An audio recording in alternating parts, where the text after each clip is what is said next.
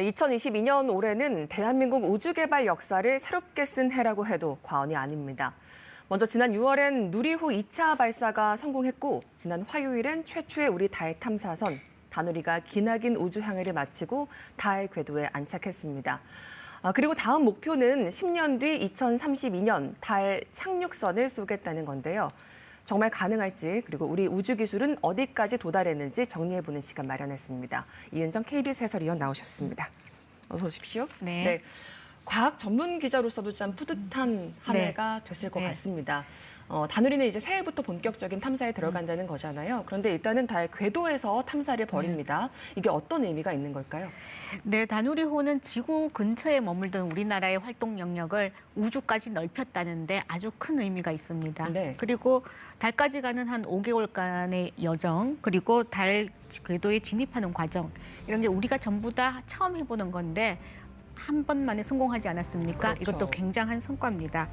그런데 다누리호는 말씀하셨다시피 달 상공 100km를 도는 탐사선이란 말이에요. 네. 근데 우리가 달에 갔다 하면 달에 직접 착륙하는 거 얘기를 하지 그런 걸 않습니까? 보통 생각하죠? 네네. 그래서 2032년에는 달 착륙선을 개발해서 직접 달에 랜딩을 할 예정입니다. 그리고 달 표면을 돌아다니는 로봇도 개발해서 이제 함께 쏠 예정인데요.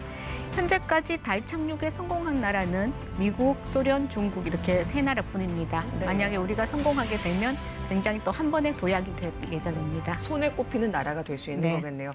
그런데 이번에 다누리가 미국에서 발사됐잖아요. 그래서 사람들이 왜 누리호를 발사 성공했는데 거기에 실어서 보내면 되지 않았겠느냐 이런 이야기도 상당히 많았습니다. 달 착륙선은 우리 순수 발사체에 실어서 보내겠다는 지금 그런 계획인 거죠? 네, 가능할까요? 네, 현재 상황에서는 가능하지 않을까 저는 생각이 됩니다. 네. 현재 우리가 갖고 있는 기술 발사체로는 지구 저궤도까지밖에 못 보내고 달에 보내는 탐사선을 올릴 수는 없는데요. 현재 지난 6월 우리가 발사했던 누리호는 추력이 300톤입니다. 네. 그리고 저궤도 용어로 개발이 된 거고요.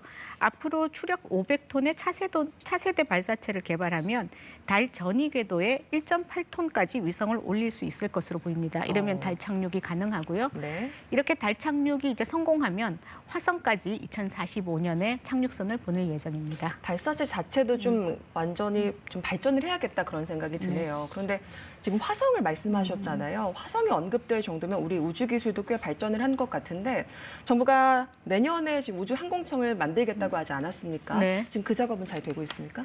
현재 과학기술정보통신부 산하에 우주항공청 설립 추진단이 한 25명 규모로 만들어져서 활동을 시작했습니다. 네.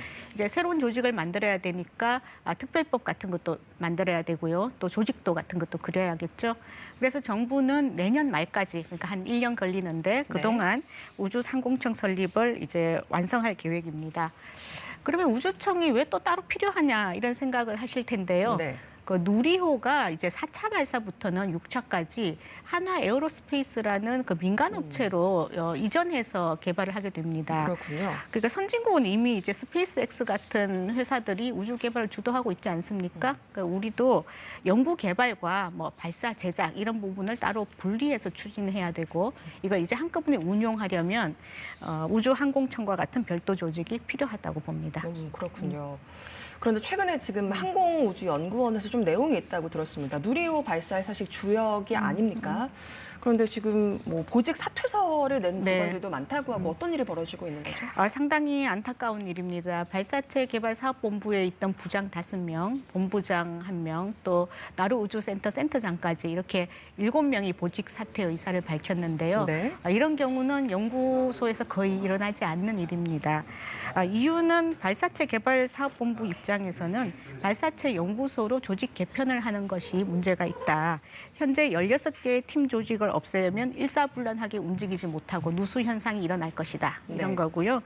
항공우주연구원 원장 측은 그동안 이제 눈앞에 놓인 나루호, 누리호 발사 미션 때문에 조직 개편을 못 해왔는데 이제 차세대 발사체 개발을 위해서는 이렇게 해야 한다. 이런 입장이죠. 좀 이야기가 좀 엇갈리네요. 어떤 쪽이 좀 맞는 겁니까?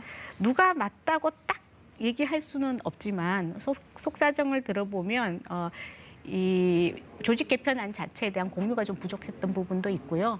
또 근본적으로는 너무 적은 인력으로 우리가 너무 힘든 미션을 해온 그런 기형적인 구조 때문이 아닌가 생각이 됩니다. 그런 게 항상 당연하게 좀 받아들여지지 않았었나요? 그렇죠, 그동안? 그렇죠. 그 현재 우리 발사체 인력이 250명 정도인데 선진국에 비해서는 엄청 적은 인력이거든요. 네. 그래서 우주 기술을 육성하려면 이제 공공기관의 규제 틀도 좀 더 깨주고 또 연구소의 자율성이라든가 현장 연구 인력의 목소리 이런 것을 우리가 좀 더 들어야 될 때가 아닌가 생각이 듭니다. 네, 오늘이 사실 저희 뉴스인뉴스 마지막 올해 마지막 시간이었거든요. 그래서 우주를 주제로 해서 좀 활기찬 소식을 전해드릴까 했는데 아직까지는 성취와 과정 모두 함께 좀 발전을 해야겠다는 생각도 듭니다. 네. 이은정 해설위원과 함께했습니다.